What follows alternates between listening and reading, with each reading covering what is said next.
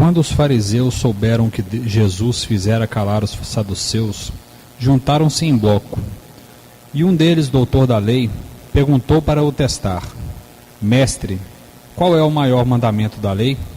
Jesus lhe respondeu: Amarás o Senhor teu Deus de todo o teu coração, com toda a alma e com toda a mente. Este é o primeiro mandamento. Mas o segundo é semelhante a este: amarás o próximo como a ti mesmo. Destes dois mandamentos dependem toda a lei e os profetas. Meus irmãos, muito boa noite a todos. Aqueles que nos visitam, sejam muito bem-vindos. E nesse dia de hoje possamos, nessa palestra, abordar um tema do Evangelho, o amor ao próximo, é um tema moral. E estes temas, eles servem para que nós possamos modificar as nossas condutas e, com isso, permitir a nossa evolução, a evolução do nosso espírito através do nosso crescimento moral. No Evangelho de hoje, nós vemos Jesus confirmando o que nós já sabíamos do Antigo Testamento sobre o maior mandamento. Se nós formos olhar no Antigo Testamento, nos 10 mandamentos que foram dados por Deus a Moisés, nós verificamos que o maior mandamento é amar a teu Deus com todas as suas forças, com todo o teu coração, de toda a sua mente. E Jesus confirma isso. Ele ainda confirma algo que já estava no Antigo Testamento. Se nós formos verificar em Levítico, encontramos também um trecho em que Deus se dirige a Moisés falando que devemos amar o nosso próximo como a nós mesmos. Amar o teu próximo como a ti mesmo. E ele acrescenta que desses dois mandamentos, que são os dois mais importantes, dependem toda a lei dos profetas, ou seja, toda a lei de Deus. Nós conseguimos confirmar isto quando nós analisamos os 10 mandamentos.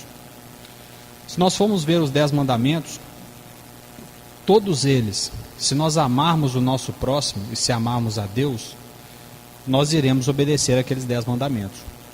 Se eu amo o meu próximo, eu não vou furtá-lo, eu não vou matá-lo, não vou cobiçar o que é do próximo, não vou desejar a mulher do próximo. Por isso, todos os 10 mandamentos dependem do amor a Deus e também do amor ao próximo. Jesus Cristo, ele, como disse também no Evangelho, não veio para destruir a lei de Deus.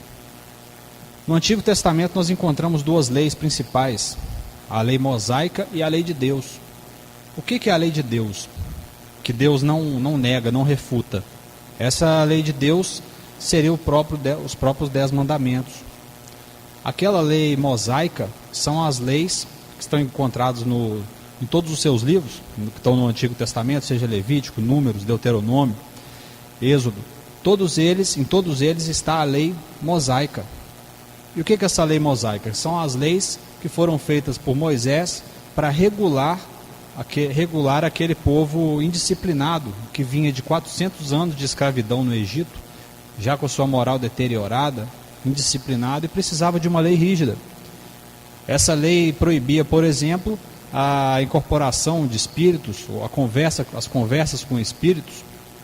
E nós conseguimos entender isso hoje perfeitamente, partindo do princípio que aquele povo não era preparado para isso, e não iria tirar um bom fruto do que hoje nós espíritas fazemos. Era um povo que não tinha uma moral elevada, não tinha princípios morais corretos, e estavam inclusive com influência do povo egípcio, que é um país onde eles ficaram por 400 anos.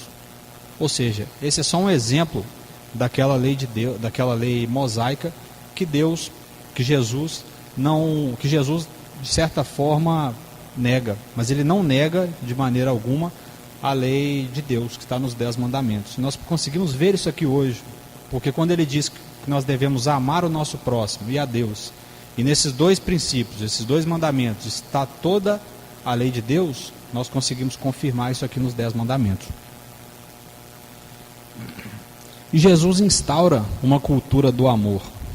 Aquela lei que existia até a chegada de Jesus era uma lei da obediência, uma lei de certa forma do medo, que as pessoas amavam Deus até mesmo com certo medo. E Jesus traz uma lei do amor. todos os ensinamentos de Jesus podem ser resumidos no amor ao próximo e na caridade. Essa é a lei de Jesus, o amor ao próximo. E essa cultura veio de 2000 anos, até que o Espiritismo surgiu como um herdeiro dessa tradição, um herdeiro dessa lei. E hoje nós praticamos o amor ao próximo através da mediunidade, através da caridade, seja ela material, moral ou espiritual. Para que nós consigamos amar o nosso próximo, são precisas duas coisas, são necessárias duas coisas. Primeiro, que eu tenha humildade e que eu consiga enxergar o meu próximo como meu semelhante. Não seria possível amar o meu próximo se eu não o considerasse como semelhante. Por isso, todos nós temos que ser humildes e considerar todos os seres humanos como nosso semelhante. E aquele semelhante, nosso irmão, é o nosso próximo. Dessa maneira eu consigo amá-lo. E outra coisa que nós muitas vezes não conseguimos observar é que nós devemos, para poder amar uma pessoa, amar o nosso próximo, é preciso que nós consigamos enxergá-lo mesmo como uma pessoa, como um indivíduo, e não como um complemento das nossas vidas. Se nós formos parar para pensar, nós nos colocamos no lugar das outras pessoas, ou apenas pensamos que ela é um complemento da nossa vida. É a pessoa que almoça comigo, que trabalha comigo. Aquela pessoa não tem sua vida própria. Para eu amar o meu próximo, é preciso que eu considere essa pessoa como um indivíduo, com as suas virtudes, os seus defeitos. Essa pessoa também tem as suas limitações, suas possibilidades. Dessa maneira é possível amar o meu próximo. Quando nós conseguimos evitar de fazer o mal ao nosso próximo, nós já conseguimos cumprir os 10 mandamentos, como eu acabei de falar. Os 10 mandamentos é só um exemplo que eu estou dando aqui. Quando a gente consegue não fazer o mal, a gente está começando a cumprir os 10 mandamentos. Estamos seguindo a lei de Jesus, estamos amando o nosso próximo. Vamos observar os 10 mandamentos, que é o exemplo que eu estou dando hoje. Eles são mandamentos negativos. Não façam aquilo, não haja dessa maneira. E eles não são mandamentos, de certa forma, positivos. Faça aquilo. Ou seja, aquilo que é negativo, que nós não devemos fazer, é de certa forma mais fácil. Ou seja, os 10 mandamentos podem ser resumidos em não fazer o mal ao próximo. É não matar, não furtar, não cobiçar aquilo que não é meu. Ou seja, eu não preciso fazer algo de bom nesse início. Por isso, quando eu não faço o mal ao meu próximo, eu estou iniciando o meu exercício do amor ao próximo. É o primeiro estágio. Eu começo simplesmente por não fazer o mal. Não falar mal das pessoas, não pensar mal das pessoas, não desejar mal, não fazer o mal àquelas pessoas. Isso já é um início. É claro que ainda é muito pouco, mas para que eu possa começar a praticar o amor ao próximo, é preciso passar por isso. E é nesse sentido que eu devo amar meus inimigos. Jesus disse também: amai os vossos inimigos. E nós sabemos que é impossível amar um inimigo da mesma maneira que nós amamos um parente, que nós amamos nossos amigos, porque os inimigos nós devemos enxergá-los como aquelas pessoas que fizeram mal, ou nos fazem mal, querem mal de alguma maneira. E Jesus nos ensina não que nós devemos amar os nossos inimigos, porque é muito fácil amar aqueles que nos fazem bem e nos querem bem. Mas em qual sentido que eu devo amar o meu inimigo? Começando por não fazer mal, começando por não retribuir o mal que ele nos faz. E depois disso nós devemos começar, se tivermos uma oportunidade, a retribuir aquele mal com o bem. Nós devemos pagar o mal com o bem. É um exercício que nós devemos praticar, mas começa por não fazer o mal e perdoando o nosso inimigo. Dessa maneira estamos também praticando o amor, mas começa apenas por não fazer o mal. Se nós formos observar, o amor é um sentimento que nós devemos ter, mas ele é um sentimento. Quando o amor é colocado na prática, ele se torna caridade. E disso nós podemos concluir que a caridade, ela é a aplicação efetiva do amor ao próximo. Ou seja, a caridade é o amor colocado na prática. Quando nós estamos sendo caridosos, nós estamos amando o nosso próximo. Por isso nós devemos praticar a caridade. E aqui dentro do Espiritismo é o que nós aprendemos. Aquela frase famosa de Kardec: fora da caridade não há salvação. E a salvação, pela doutrina espírita, ela vem da caridade, porque a caridade é o meio que nós temos de evoluir praticando o amor ao próximo. E a caridade se divide em 3 tipos. A caridade pode ser uma caridade material, que é a caridade mais elementar, aquela que nós fazemos qualquer tipo de ajuda material, seja ela uma esmola, uma doação.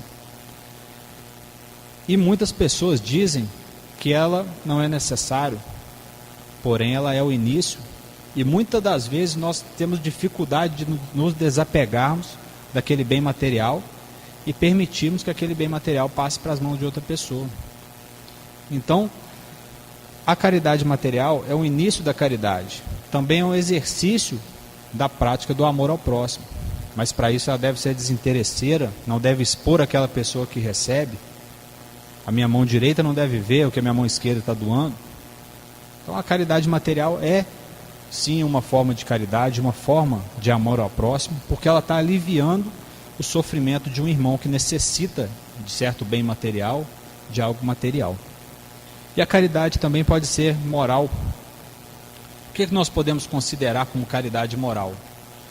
Algo que seria interessante como caridade moral seria aquela passagem em que Jesus diz que quando formos fazer alguma festa, não devemos chamar os nossos amigos, nossos parentes, mas devemos chamar os pobres e estropiados.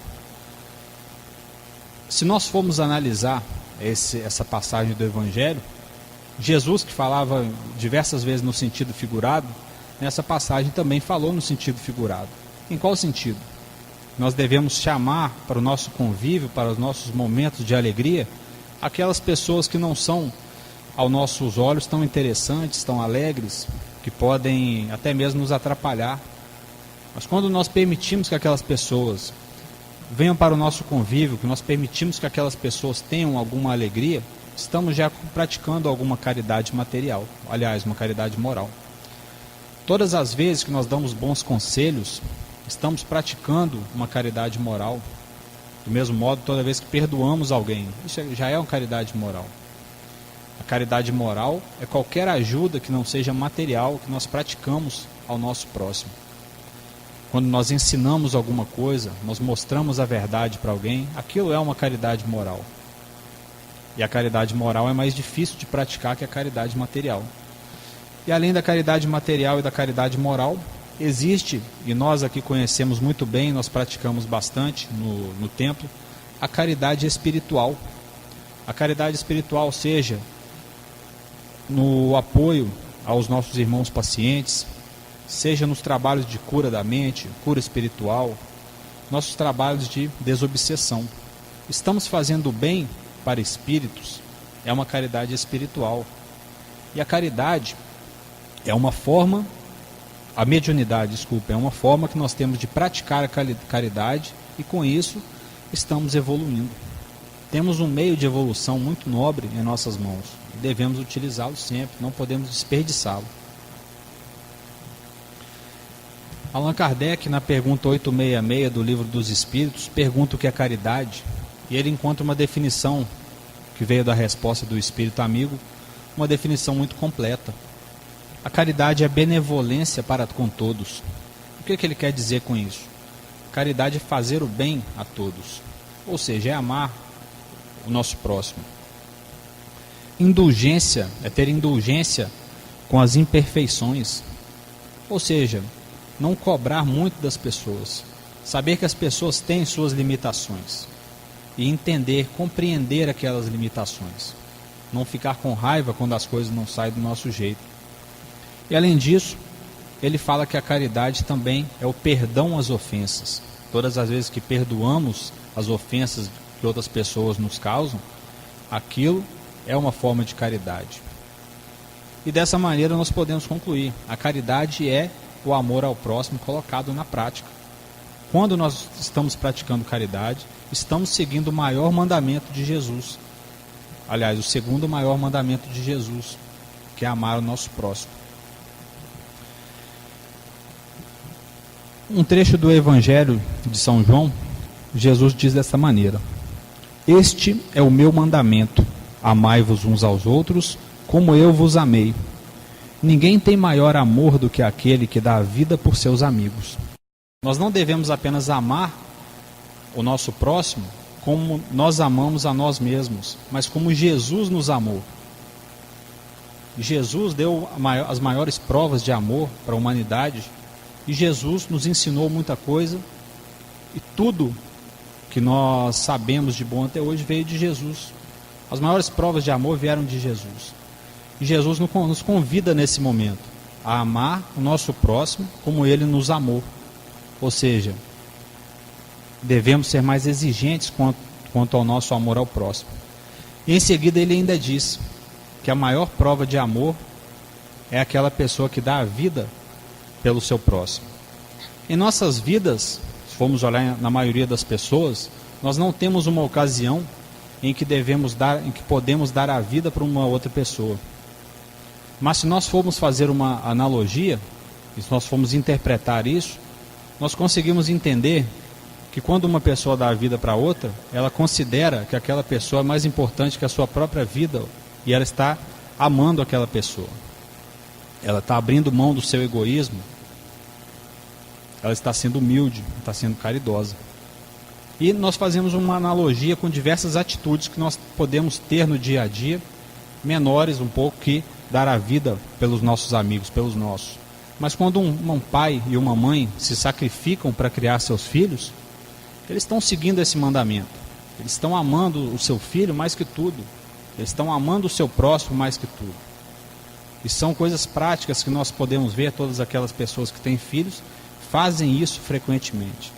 O amor de um pai, o amor de uma mãe é talvez uma das maiores formas de amor existentes.